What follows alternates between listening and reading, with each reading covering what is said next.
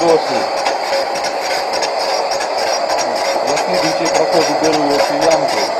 Не хочу сильно, бо вилітріся здоровий.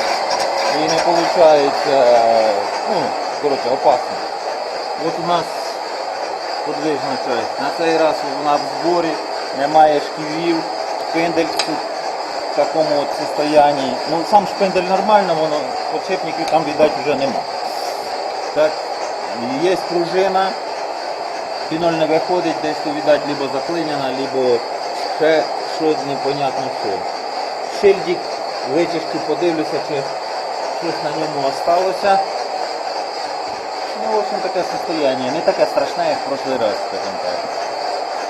Колона більш-менш жива, не побита. Витерти то і все. Ага, витерти. Ще один шильдик є.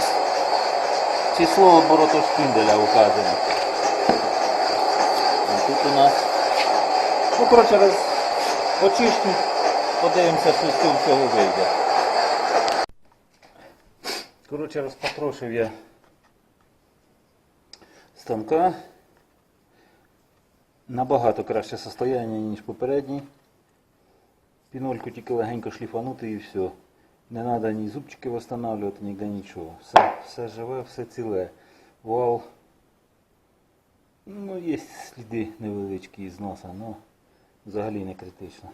Сам вал отличний, посадки нормальні. І все, шпиндель. Конус нормальний. Взагалі качество отличне. І перша посадка отлична. Друга посадка трошки повреждена, покоцана, але то все встановлено. Посадки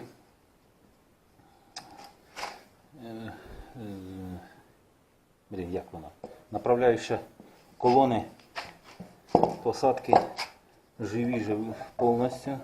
Прошлий раз прийшлося втулки точити, все переробляти. На піноль все ціле повністю. Значить, рейка теж. Всі зубчики цілі, не треба, навіть сліди від зносу великого не видно. Десь станок не сильно експлуатувався. Так, викинули в металолом, да і все. Це не думаю, що тут буде велика складність його встановлення.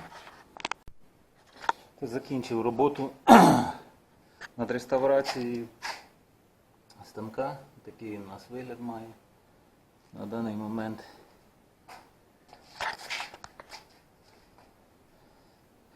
Ця табличка більш-менш там щось видно. Ту закрасив, тому що на ній непонятно, що написано, а таблички я ще не навчився реставрувати. Двигатель новий поставив. 1360 на 0,55 кВт.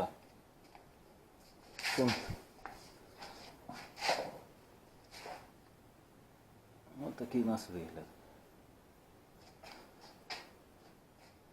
Шківи нові поточив, бо не було в комплекті. Добре, хоч удивляюся, як це шарики осталися. В першу чергу крадуть ручки.